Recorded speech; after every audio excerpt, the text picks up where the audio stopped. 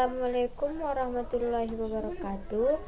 Perkenalkan, nama saya Ulfa Jumadila, NIM 2522152. Baiklah, di sini saya akan menjelaskan tentang jaringan nirkabel. Yang pertama, di sini saya akan membahas tentang konsep umum jaringan nirkabel atau jaringan nirkabel atau wireless network adalah sistem komunikasi data yang memungkinkan perangkat-perangkat seperti komputer, smartphone, tegel, dan perangkat lainnya yang saling terhubung tanpa menggunakan kabel fisik. Jadi, teknologi ini menggunakan gelombang elektromagnetik seperti gelombang radio, inframerah, atau gelombang mikro atau microwave untuk mentransmisikan data antar perangkat dalam satu jaringan. Jadi, dalam dunia yang semakin mengandalkan mobilitas dan konektivitas, jaringan nirkabel ini telah menjadi bagian yang tak terpisahkan dalam kehidupan sehari-hari. Dengan jaringan ini, pengguna tidak perlu lagi dibatasi oleh panjang kabel atau lokasi port jaringan. Sebagai gantinya, mereka dapat berpindah tempat dengan bebas sambil tetap terhubung ke jaringan internet maupun intranet. Di sini ada cara kerja. Jaringan nirkabel bekerja berdasarkan prinsip transmisi data melalui media udara. Berikut adalah tahapan umum cara kerjanya. Yang pertama itu transmisi data. Transmisi data itu data dari suatu perangkat dikonversi ke dalam bentuk gelombang elektromagnetik. Umumnya, sinyal ini berupa gelombang radio yang bisa merambat melalui udara. Yang kedua, ada akses point. Akses point adalah sinyal dari perangkat dikirimkan ke akses point, yaitu perangkat yang berfungsi sebagai titik pusat komunikasi yang menghubungkan perangkat wireless ke jaringan kabel LAN. Yang ketiga, ada penerimaan sinyal. Penerimaan sinyal ini bekerja perangkat klien laptop, smartphone, atau tablet menangkap sinyal tersebut menggunakan wireless network adapter. Yang keempat, ada dekode. Dekode ini disebut juga dengan dekode data. Setelah sinyal diterima, perangkat akan mengubahnya kembali menjadi data digital yang dapat dipahami dan digunakan oleh sistem operasi maupun aplikasi. Contohnya seperti WiFi di rumah atau di sekolah. Nah, WiFi di rumah atau di sekolah biasanya internet rumah tangga biasanya menggunakan router WiFi yang menyediakan akses internet untuk perangkat keluarga. Dan ada juga hotspot publik di tempat umum seperti kafe, bandara, atau hotel. Biasanya ini tersedia jaringan WiFi publik yang memungkinkan pengunjung mengakses internet. Terus ada juga jaringan wireless di perkantoran. Banyak di kantor telah beralih ke jaringan wireless untuk mengurangi penggunaan kabel dan meningkatkan fleksibilitas kerja. Jadi jaringan nirkabel ini memberikan banyak keuntungan fleksibilitas, mobilitas, dan kemudahan akses. Penggunaan tidak perlu terikat dengan kabel dan dapat tetap terhubung ke jaringan meskipun berpindah tempat. Teknologi ini telah mengubah cara orang bekerja dan berkomunikasi dan menjadi kebutuhan dasar dalam dunia digital saat ini. Itulah yang dinamakan jaringan nirkabel. Selanjutnya ada perangkat keras jaringan nirkabel. Perangkat keras jaringan nirkabel ini merupakan komponen fisik yang diperlukan untuk membangun, mengoperasikan, dan menjaga kestabilan jaringan wireless. Setiap perangkat memiliki fungsi tertentu yang saling mendukung untuk memastikan transmisi sinyal berjalan lancar, cepat, dan aman. Di sini ada fungsi dan cara perangkatnya. Yang pertama itu access point.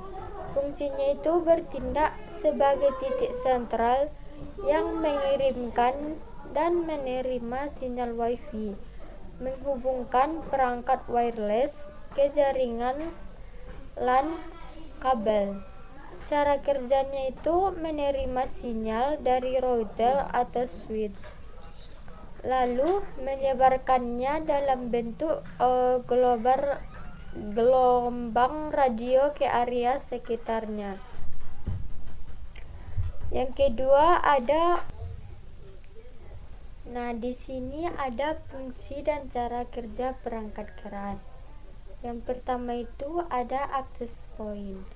Access point ini fungsinya bertindak sebagai titik sentral yang mengirimkan dan menerima sinyal Wi-Fi, menghubungkan perangkat wireless ke jaringan LAN kabel. Cara kerja access point ini menerima sinyal dari router atau switch lalu menyebarkannya dalam bentuk gelombang radio ke area sekitarnya. Yang kedua ada wireless router. Fungsinya ini mengatur lalu lintas data dan menyediakan koneksi internet ke berbagai perangkat seperti wireless. Cara kerja dari wireless router ini, router menerima koneksi internet dari modem, kemudian mendistribusikan sinyal tersebut ke nirkabel kepada perangkat klien. Yang ketiga ada wireless network interface card. Fungsinya ini menghubungkan komputer atau laptop ke jaringan Wi-Fi. Cara kerjanya menangkap sinyal radio dari access point dan mengubahnya menjadi data digital yang bisa diproses oleh perangkat. Yang keempat, repeater atau extender. Fungsinya itu memperkuat sinyal Wi-Fi dan memperluas cakupan jangkauan jaringan. Cara kerjanya menerima sinyal dari router atau API, lalu memancarkannya kembali ke area yang lebih jauh atau sulit dijangkau. Yang kelima ada modem. Fungsinya ini menghubungkan jaringan lokal, rumah atau kantor ke jaringan internet melalui penyediaan layanan internet atau ISP. Cara kerjanya, modem ini mengubah sinyal digital dari perangkat menjadi sinyal analog untuk dikirim melalui jaringan telepon atau kabel dan sebaliknya. Contoh dari perangkat keras ini seperti ada router, access point, wireless, atau extender. Jadi perangkat keras ini merupakan elemen krusial dalam jaringan nirkabel. Tanpa keberadaan perangkat-perangkat ini, komunikasi dan pertukaran data secara nirkabel tidak dapat terjadi. Jadi masing-masing perangkat ini memiliki peran penting dalam menjamin efisiensi dan kestabilan jaringan wireless, baik di rumah, di sekolah maupun di tempat kerja. Nah, inilah yang dinamakan perangkat keras. Selanjutnya ada konsep umum WPAN atau Wireless Personal Area Network. Baik, yang ketiga itu ada konsep umum WPAN atau Wireless Personal Area Network, yaitu jenis jaringan nirkabel yang dirancang untuk menghubungkan perangkat-perangkat pribadi dalam jarak dekat, biasanya tidak lebih dari 10 meter. Jaringan ini sering digunakan untuk pertukaran data atau komunikasi antara perangkat yang dimiliki oleh satu individu. WPAN ini sangat berguna dalam kehidupan sehari-hari karena memudahkan integrasi antara perangkat pribadi tanpa kabel. Teknologi ini juga hemat energi dan sangat fleksibel untuk digunakan secara mobile. Cara kerja dari WPAN ini, yang pertama, aktivitas teknologi. Perangkat mengaktifkan teknologi komunikasi jarak dekat seperti Bluetooth, Zigbee, atau infrared. Yang kedua, ada firing. Salah satu perangkat mengirimkan sinyal untuk dihubungkan firing dengan perangkat lain. Yang ketiga, ada koneksi. Koneksi ini setelah perangkat terhubung, data bisa dikirim atau diterima antar perangkat. Yang keempat, ada transmisi data. Proses ini dilakukan secara nirkabel dengan kecepatan yang cukup untuk kebutuhan komunikasi ringan. Contohnya, Bluetooth File Transfer ini mengirim file dari satu smartphone ke smartphone lainnya. Yang kedua, perangkat input wireless menghubungkan mouse atau keyboard Bluetooth ke laptop. WPAN ini memberikan solusi konektivitas nirkabel yang sangat praktis untuk komunikasi jarak dekat antar perangkat pribadi.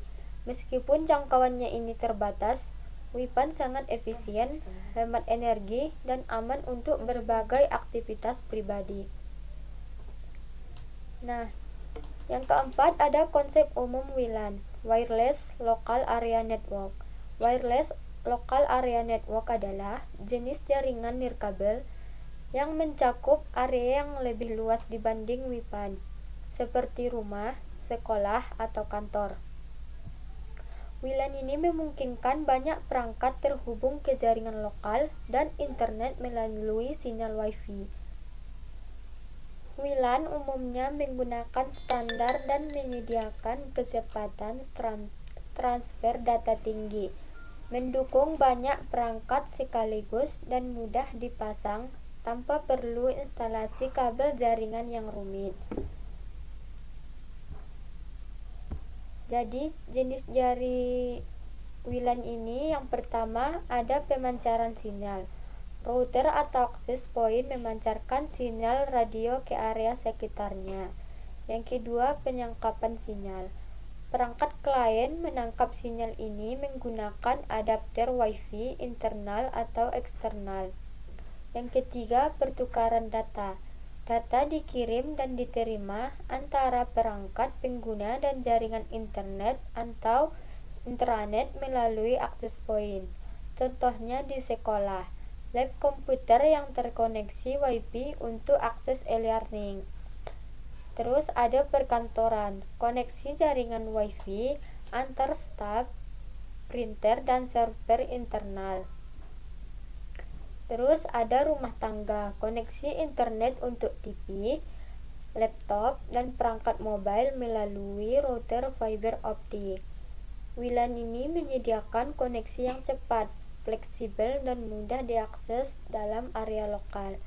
Dengan WLAN, komunikasi antar perangkat menjadi lebih efisien dan mendukung kolaborasi kerja atau pembelajaran tanpa hambatan kabel. Dan yang terakhir ada keamanan WLAN.